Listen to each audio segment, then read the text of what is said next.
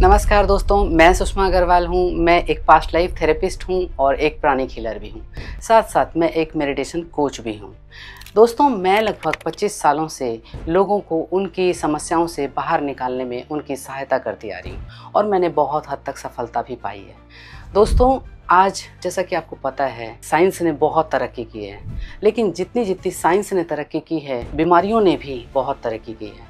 कई बीमारियां तो ऐसी हैं जिनके इलाज भी अब तक संभव नहीं हो पाए हैं। तो आज मैं आपको ये सारी चीज़ें बताने वाली हूँ, क्योंकि एक स्वस्थ शरीर में ही स्वस्थ आत्मा का वास होता है। लोगों को अपने स्वास्थ्य के प्रति अवेयर करना मेरा धर्म भी है, मेरा कर्म भी है और मेरा पैशन भी है।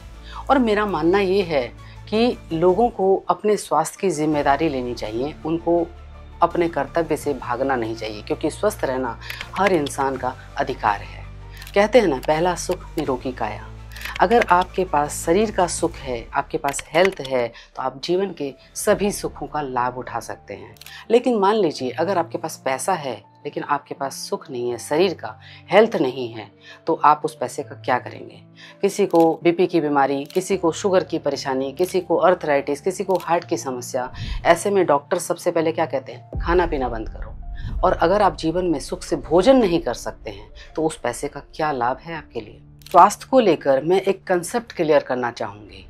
बीमारी जैसे आती है, बीमारी क्यों आती है हमारे भीतर? बीमारी को अगर देखा जाए सिंपल भाषा में, इंग्लिश में डिजीज़ कहते हैं, राइट?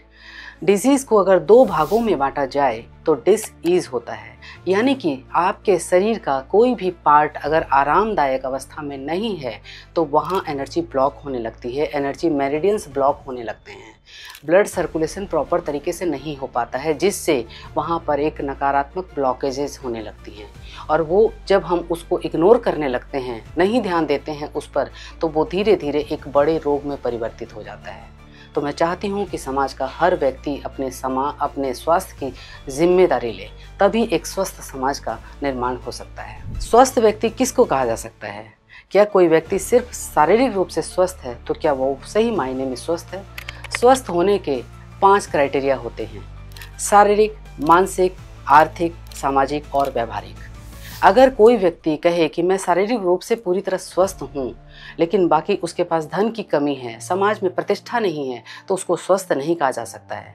हाँ, अगर व्यक्ति शारीरिक रूप से भी संपन्न है, आर्थिक रूप से भी संपन्न है, समाज में उसकी प्रतिष्ठा है, सम्मान है और वो व्यवहारिक तौर पे भी लोकप्रिय है, वही व्यक्ति सच मायने में स्वस्थ कहलाता है।